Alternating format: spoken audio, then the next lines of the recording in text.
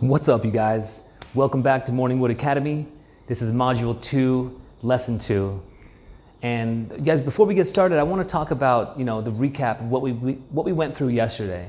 Yesterday, we talked about the importance of replacement behaviors, right? We kind of just went through the introduction, but replacement behaviors being things that you can do instead of jerking off to porn, instead of scrolling through Instagram, instead of swiping endlessly on girls that you're not going to meet up with, all right?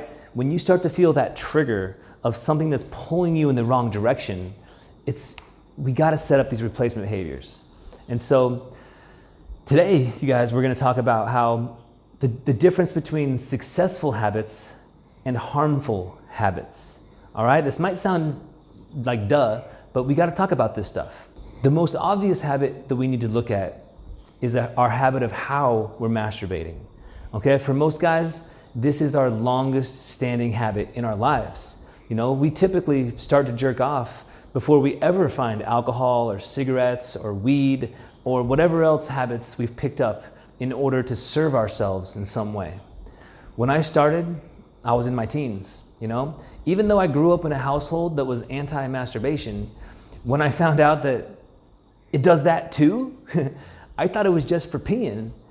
I had made a new friend for life, or so I thought. But soon after, I joined the Army, and I was stationed with tons of high-strung alpha male types and 0 women in the infantry. And so jerking off was a common action and an even more common conversation topic. I mean, when I lived in Iraq, we would talk about jerking off all the time during our 72-hour-long guard duty shifts watching the desert. Then we'd drive to the middle of nowhere and we'd set up a communication point to relay radio signals, okay? But we had to maintain a secure perimeter, just in case some Iraqis woke up on the wrong side of the bed. But we were literally in the middle of nowhere. I mean, there was something liberating when you're totally out in nature and you're just free to drop your trousers and just bust one out to Mother Nature, I mean, there's no humans, no buildings, no power lines for miles and miles. And yes, having that kind of freedom also means that I got to know too much info about my fellow soldiers' jerking off habits as well. Their patterns, their frequencies, because for the most part, it was literally the most exciting thing that we did every day.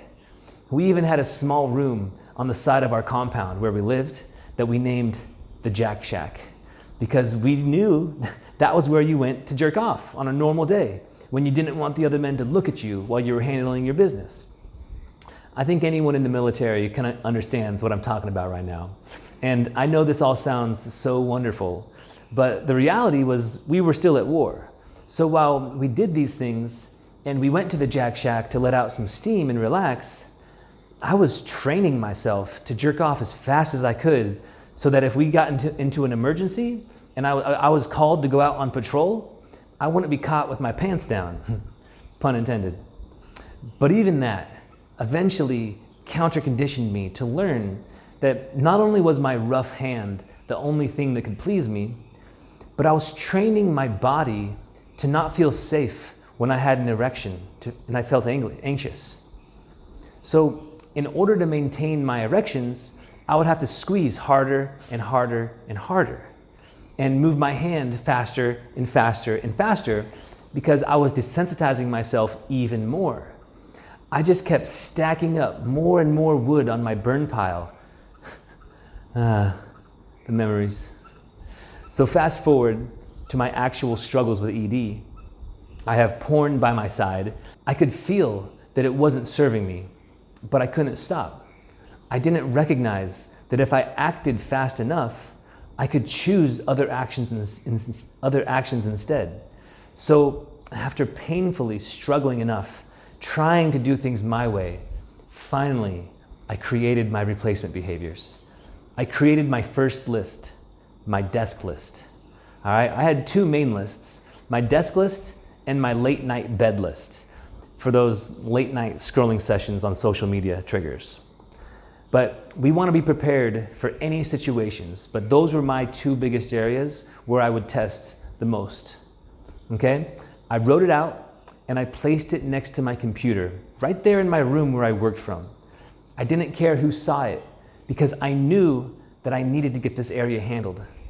My first action that I always took when I was triggered was that I left the room. That simple, instantly, just get out of that space. I knew that if I stayed, the chemicals would win and I would test. So, over time, and many learning lessons and experiences, I learned that the chemicals of that trigger, they only last about 30 minutes. So the next thing I would do once I left the room is I'd go for a walk around my block. Now, I would take my time, 10, 15 minutes, breathing the fresh air, smiling at the neighbors, just getting outside and breathing was a huge help. But I took it a step further. And when I got back inside, I would drink a big glass of water slowly. 10, 15 minutes, just taking sips, just relaxing. Once those chemicals began to vanish, I would go back into my room and I'd keep working. The 30 minutes that I'd spend, sometimes daily, was well worth the time it took. Because the alternative was to stay in my room, and like I said, I would test. And I would take 20 to 30 minutes just to jerk off. And not only would I break my semen retention, but the lack of productivity afterwards and the negative self-talk that I would put myself through was brutal. And it always set me back further than 30 minutes. But when I succeeded and I came back to my room, I could channel that energy, that sexual energy, into my work, into whatever I was working on. And that was a superpower that I developed. And it's more than paid for the time it takes to walk around the block and drink some water. Successful habits versus harmful habits, guys. Thanks for being here. Take the rest of this time and do the root focus. All right? I want you to groove this habit right now. Take some time and do it now. Much love.